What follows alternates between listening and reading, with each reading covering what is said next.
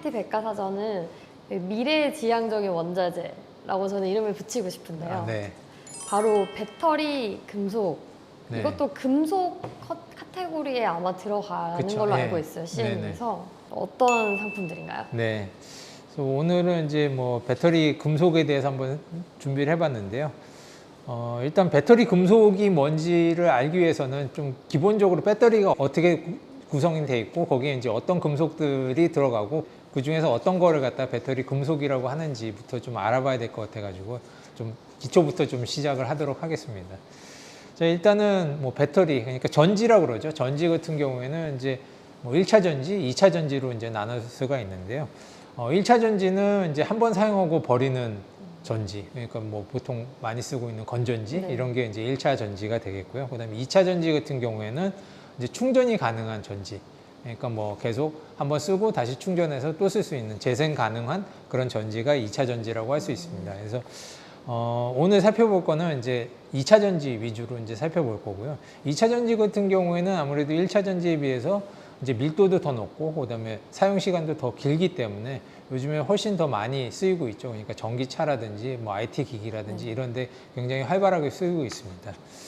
자, 그러면 이제 2차 전지에 대해서 살펴보겠는데 2차 전지 중에서 제일 많이 쓰이는 게 리튬 이온 전지죠. 리튬 이온 배터리 같은 경우에는 이제 그 리튬이 이제 양극과 음극을 갖다가 왔다 갔다 하면서 이제 충전도 됐다, 방전도 됐다, 뭐 이렇게 사용이 되는데 그게 이제 그 양극에 있던 그 리튬 이온이 음극 쪽으로 이동이 되면 그때 충전이 되는 거고요. 그다음에 이제 거기 음극에 있던 게 양극으로 이동이 되면 그게 이제 에너지를 발산시키면서 방전되는 그런 역할을 하는 거죠. 그래서 리튬이 왔다 갔다 하는 게 하면서 충전과 방전이 이루어지는데 그 리튬이 이동할 수 있도록 그런 수단이 되는 게 이제 전해질이라고 하고 있고요.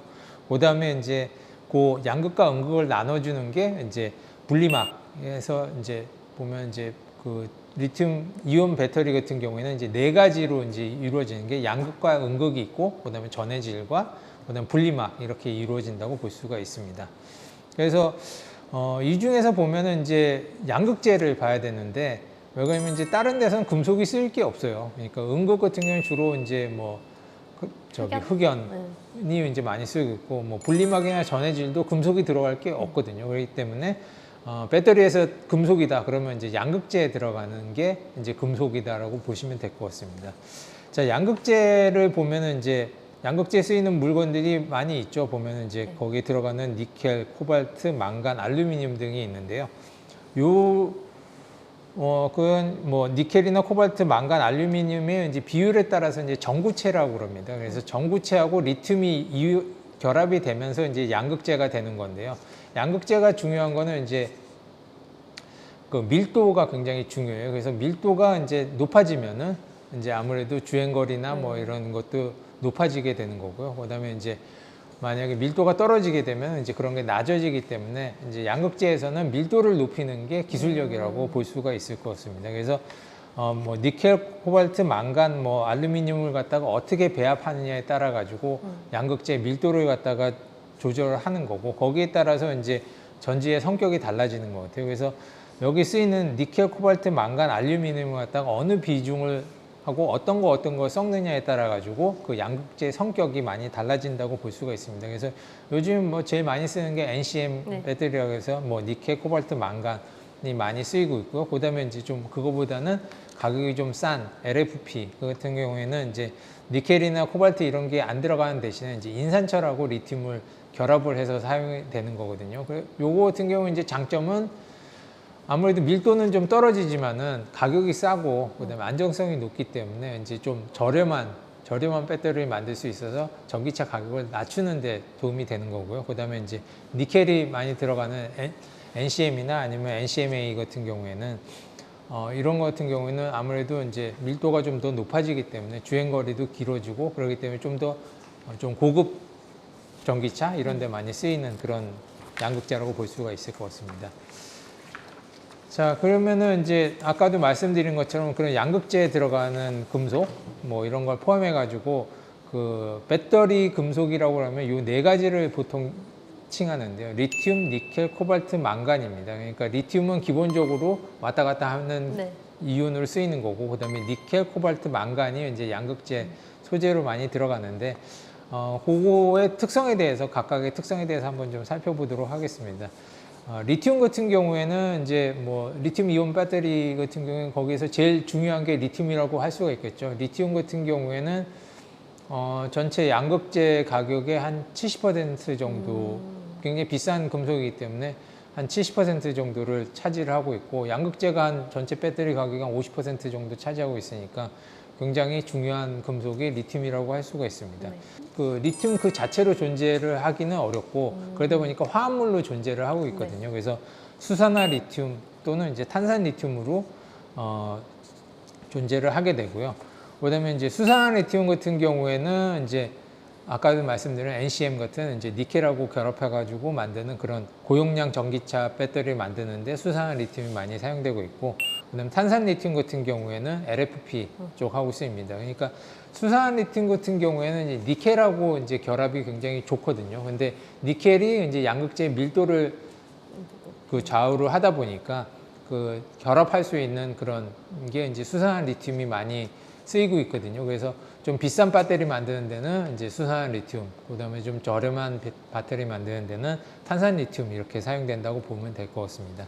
자, 그러면 리튬은 이제 어디서 생산이 되냐면 이제 암석이나 염전에서 이제 추출이 되는데요. 그다음에 이제 뭐 이게 뭐 그냥 광산같이 이제 그런 데서 이제 추출이 되기도 하고요. 그다음에 이제 염전 같은 데서 추출이 되기도 합니다. 그래서 그 광산 같은 데서는 이제 두 가지가 다 나옵니다. 그러니까 수산화 리튬도 나오고, 그다음에 탄산 리튬도 다 나올 수가 있고요. 그다음에 이제 그 염전 같은 데서는 이제 탄산 리튬만 나옵니다. 그러니까 수산화 리튬은 안 나오고, 그래서 탄산 리튬에서 한 단계 가공을 거쳐야지 이제 수산화 리튬이 만들어지는 과정을 겪게 됩니다. 그러다 보니까 이제 아무래도 가격 면에서는 뭐 같이 비슷하게 움직이긴 하지만은 수산화 리튬이 탄산 리튬보다는 조금 더 가격이 비싼 그런 경향을 보입니다. 항상 그런 건 아니지만요.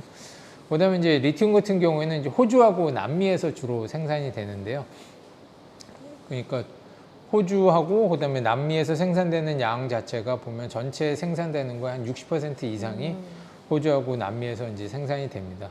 아무래도 이제 뭐 이렇게 채취를 하고 이러다 보니까 이제 시간이 좀 많이 걸려요. 이거 같은 경우에도 뭐 채굴 해가지고 가공 거쳐서 이제 쓰이기 때문에 수요가 갑자기 늘어난다고 해서 빨리 이게 생산되기도 쉽지가 않고, 또 수요가 줄었다고 해가지고 이 생산을 줄이기도 굉장히 어려운 그런 특성을 가지고 있습니다.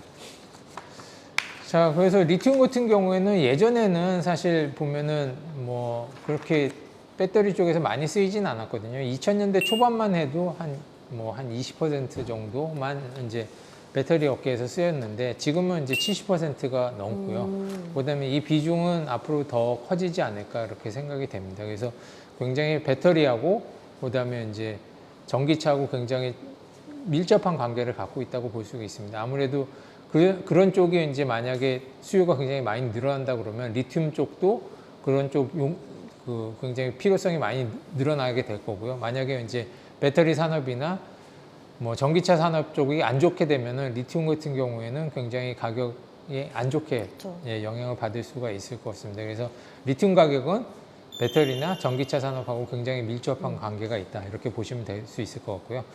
그다음에 이제 코발트인데, 코발트는 이제 리튬은 이제 배터리의 밀도를 작용한다고 그랬으면은 코발트는 그 배터리의 안정성을 갖다가 담당하고 있는 역할을 하고 있습니다. 그래서 코발트 같은 경우에는 사실 뭐 염료 정도로밖에 안 쓰였거든요. 그러니까 아무래도 파란색이 나오려고 그러면은 코발트가 그래도 그 색깔을 제일 잘 뽑아내기 때문에 그런 용도로 많이 쓰였었는데, 지금은 이제 그쪽보다는 배터리 쪽 용도로 많이 쓰이고 있습니다. 근데 이 코발트 같은 경우에는 단독 광물로 이렇게 추출되는 게 아니고 구리나 아니면 니켈을 이제 뭐 채굴하고 정제하는 그런 과정에서 부산물로 이제 나오게 되거든요. 그래서 이게 굉장히 생산이 이게 비싸다고 많이 채굴할 수 있는 것도 아니고, 부산물로 나오다 보니까 굉장히 좀 다른 광물에 의존적인 그런 특성을 많이 갖고 있고요.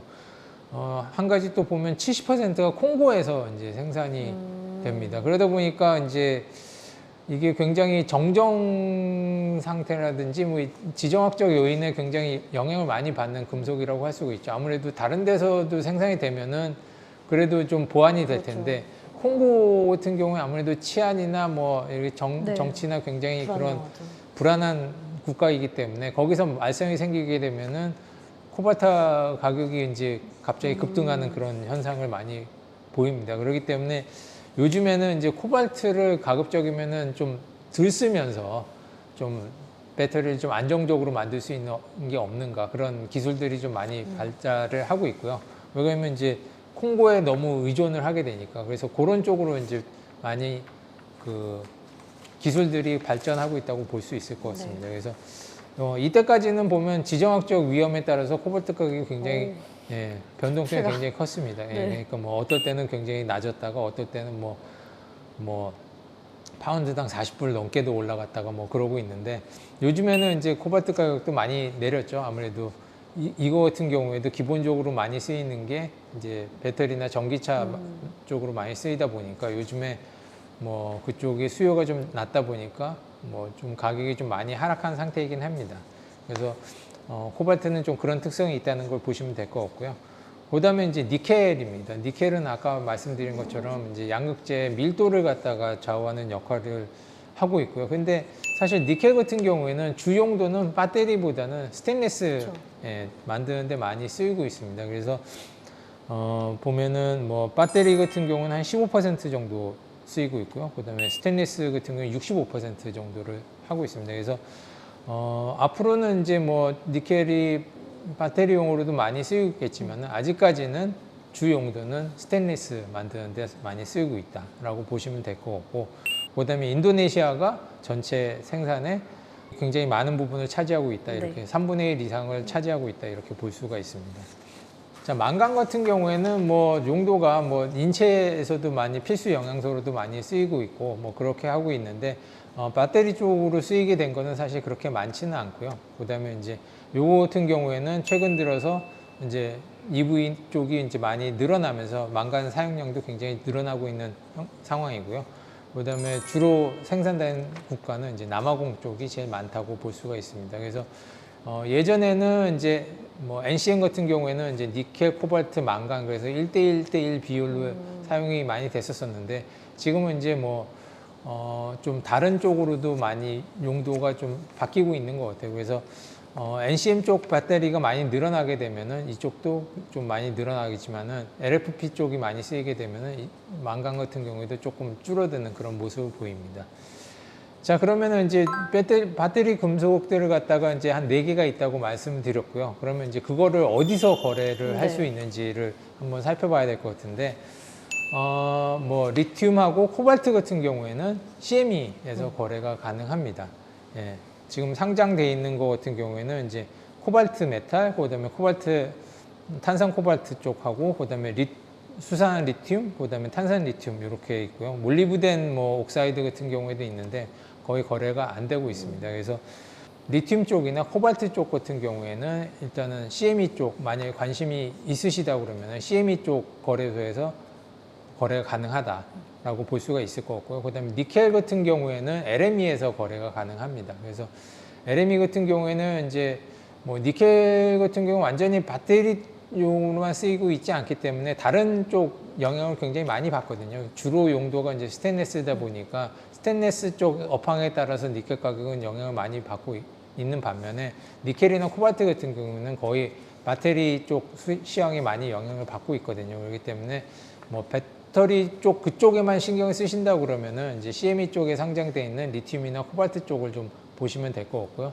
그다음에 이제 좀 배터리뿐만이 아니고 좀 다른 쪽까지 이제 관심이 있다고 하시면 이제 LME에 상장되어 있는 니켈도 좀 관심을 가져보시면 될 것 같습니다. 망간은 어디 상장되어 있는 데가 없기 때문에 사실 망간 같은 경우는 거래할 수 있는 데가 없고요. CME 같은 경우에도 보면은 이제 아까 보면 한 5개가 이제 상장이 됐다고 했는데 주로 거래되는 거는 수산화 리튬하고 그다음에 코발트 쪽입니다. 나머지는 사실 거의 거래가 없고요. 그렇기 때문에 만약에 이제 리튬 쪽에 관심이 있다고 하시면은 CME 상장이 되는 수산화 리튬 쪽을 한번 보시면 될 것 같고, 그다음 코발트 같은 경우는 코발트 메탈 쪽을 한번 보시면은 좋지 않을까 생각이 됩니다. 그래서 오늘은 이제 뭐 이런 그 배터리의 기본적인 상황에 대해서 어떤 게 뭐 배터리 만드는데 구성이 되고 있고, 그다음에 어떤 금속들이 이제 거기서 쓰이고 있고, 어떤 걸 갖다가 배터리 금속이라고 이제 하는지에 대해서 한번 좀 설명을 드렸고요. 다음번에는 이제 뭐 각각 금속에 대해 가지고 시황이라든지 뭐 전망 뭐 이런 부분에 대해서 한번 좀 설명을 드리는 게 좋지 않을까 그렇게 생각을 하고 있습니다. 이전에 다뤄주셨던 상품과 달리 지금 현재는 LS증권을 통해서 거래가 어려운 그래요? 예, 상황이라서 네. 이게 지금 아직까지는 리테일 고객들에게 활성화가 많이 안 된 상품이에요. 하지만 말씀하셨듯이 이제 산업 자체가 많이 전환되고 있는 타이밍이라서 네. 언제 또 이 상품들의 거래량이나 유동성이 많이 확보가 돼서 될지 모르는 거라서 네. 이런 걸 좀 미리 봐놓고 또 움직이고 또 뉴스를 계속 트래킹하다 보면 이 상품이 사실 지금 있는 원자재나 뭐 금속보다 훨씬 더 미래를 이끌어갈 원자재들이잖아요. 그다음에 지금 현재 뭐 가격은 굉장히 낮은 수준입니다. 사실 보면은 뭐 코로나 이전 수준으로 다 떨어져 있는 상황이고요. 그래서 지금 현재 이제 이런 부분에 대해서 좀 관심을 가지고 공부를 해 놓으시면은 나중에 이제 좀 뭐 시황이나 이런 상황 같은 건 계속 바뀔 수가 있는 거지 않습니까? 그러니까 뭐 그런 시점에서 그래도 미리 알고 있다 그러면 좀 빨리빨리 대응하는 데 좀 도움이 되지 않을까 뭐 그렇게 생각을 해서 준비를 해봤습니다. 오늘은 서두에 말씀드렸듯이 미래지향적인 네. 금속으로 현재는 서비스가 되고 있지 않지만 혹시 서비스가 되게 된다면 저희가 또 이 컨텐츠를 다시 한번 네. 활용하시면 좋을 것 같습니다. 네. 오늘도 시청해주셔서 감사합니다. 네, 감사합니다.